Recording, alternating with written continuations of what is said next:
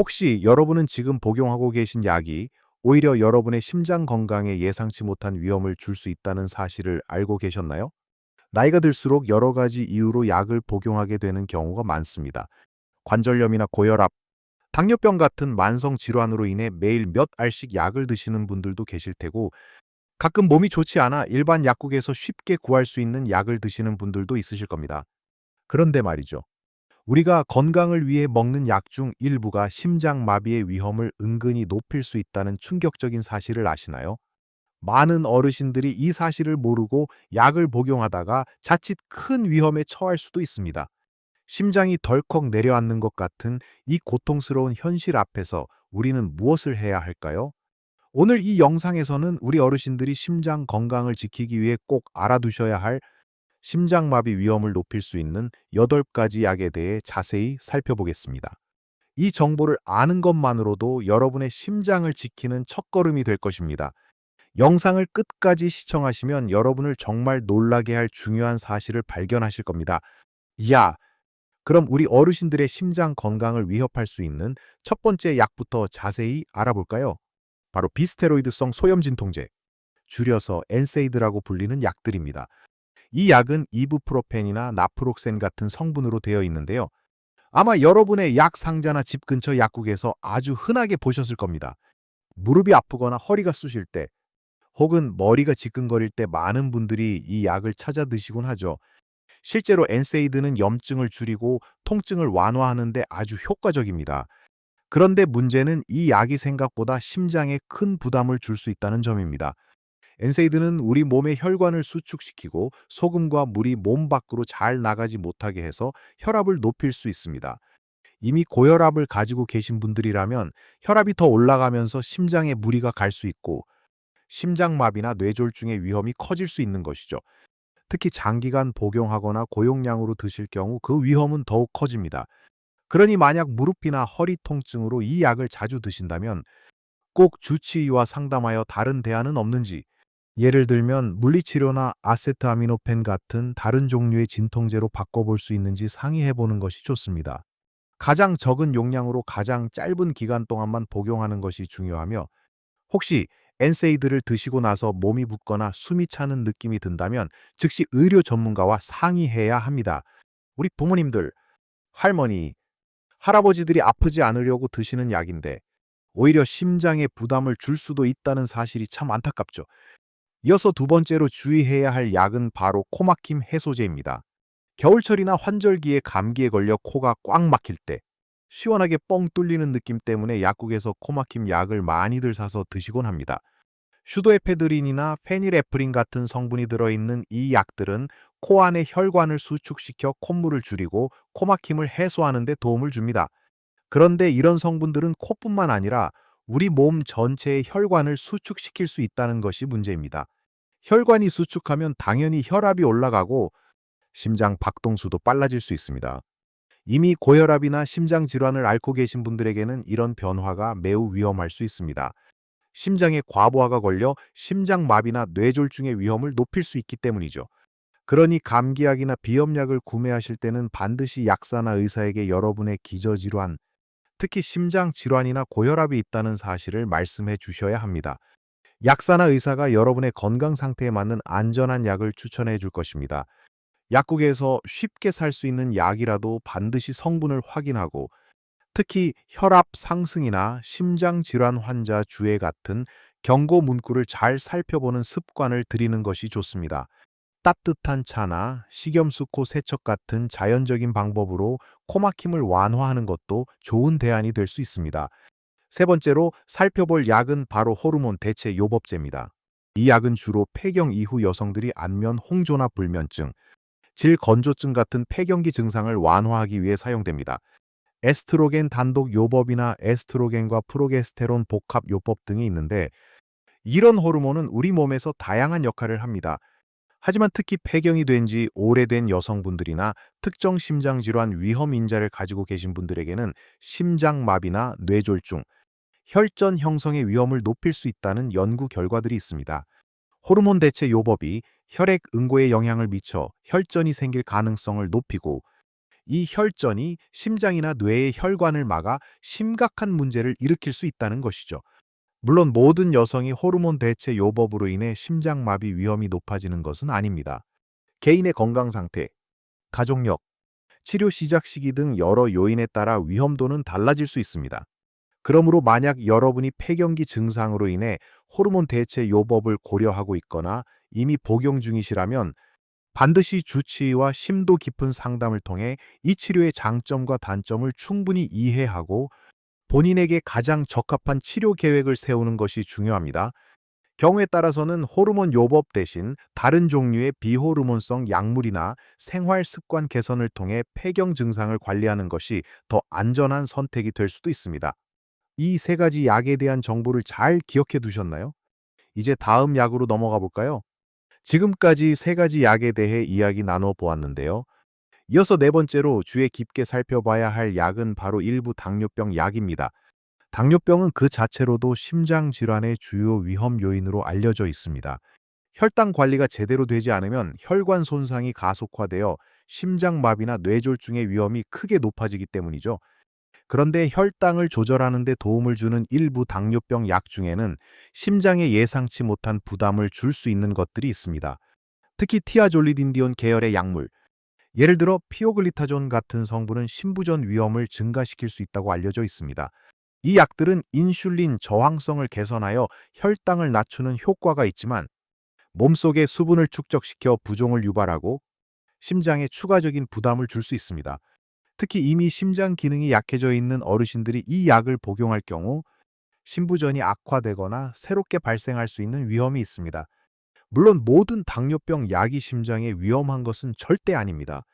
오히려 심장 보호 효과가 있는 최신 당뇨병 약들도 많이 나와 있죠.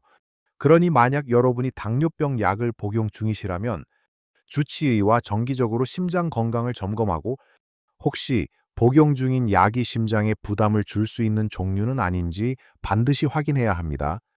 약을 드시면서 다리가 붓거나 숨이 차는 증상이 나타난다면 즉시 의료진에게 알려야 합니다. 의사 선생님과 상의하여 현재 여러분의 심장 상태와 전반적인 건강을 고려한 가장 적절하고 안전한 당뇨병 치료 계획을 세우는 것이 무엇보다 중요합니다. 약 복용뿐만 아니라 식단 관리와 규칙적인 운동으로 혈당을 조절하고 심장 건강을 지키는 노력을 함께 병행하는 것도 잊지 마세요. 다섯 번째 약은 비정형 항정신병 약물입니다. 이 약들은 주로 조현병이나 양극성 장애와 같은 정신 건강 문제를 치료하는 데 사용됩니다. 리스페리돈, 올란자핀, 퀘티아핀 등이 이 계열에 속하는데요. 어르신들 중에도 우울증이나 인지기능 저하와 관련된 증상으로 이 약을 복용하시는 경우가 있을 수 있습니다. 마음의 병을 치료하는 약이 심장 건강에 영향을 줄 수 있다는 사실에 놀라시는 분들도 계실 겁니다. 하지만 일부 비정형 항정신병 약물은 대사증후군의 위험을 높일 수 있습니다. 대사증후군이란 고혈압, 높은 혈당, 이상 지질혈증 콜레스테롤 수치 이상, 그리고 복부 비만 등이 한꺼번에 나타나는 상태를 말하는데 이 모든 것이 심장마비의 주요 위험 요인입니다. 이 약들을 복용하면 체중 증가, 혈당 상승, 콜레스테롤 수치 이상 등이 나타날 수 있으며 이는 장기적으로 심장병 발생 위험을 높일 수 있습니다. 물론 정신 건강을 위한 약 복용은 매우 중요하며 자의로 약을 중단하는 것은 절대 안 됩니다. 중요한 것은 약을 복용하면서 나타날 수 있는 잠재적인 신체적 부작용을 알고 이에 대비하는 것입니다. 이 약을 복용 중이시라면 주치의나 정신과 의사와 정기적으로 상담하며 체중, 혈압, 혈당, 콜레스테롤 수치 등을 꾸준히 모니터링해야 합니다. 만약 이상이 발견되면 약물 조절이나 생활 습관 개선과 같은 적절한 조치를 취할 수 있도록 의사 선생님과 함께 방법을 찾아야 합니다. 정신 건강과 신체 건강 모두를 균형 있게 관리하는 것이 중요합니다. 여섯 번째로 주목할 약은 바로 코르티코스테로이드입니다. 이 약은 흔히 스테로이드라고 불리는데 강력한 한겸증 작용을 가지고 있어 관절염, 천식, 만성 폐쇄성 폐질환 COPD, 피부 질환 등 다양한 염증성 질환이나 자가 면역 질환 치료에 널리 사용됩니다.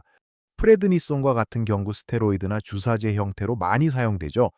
단기간 사용 시에는 비교적 안전하지만 장기간 고용량으로 스테로이드를 복용할 경우 심장 건강에 여러 가지 악영향을 미칠 수 있습니다. 스테로이드는 혈압을 높이고 몸속의 수분과 염분을 축적시켜 부종을 유발할 수 있습니다. 또한 혈당을 상승시키고 콜레스테롤 수치에도 부정적인 영향을 줄 수 있습니다. 이 모든 것이 심장마비와 뇌졸중의 위험을 높이는 요인이 될 수 있습니다. 마치 우리 몸의 엔진의 과부하를 거는 것과 같다고 볼 수 있습니다. 그러니 만약 여러분이 만성적인 질환으로 인해 스테로이드를 장기간 복용하고 계시다면 반드시 주치의와 심장 건강에 대한 잠재적 위험성에 대해 충분히 논의해야 합니다.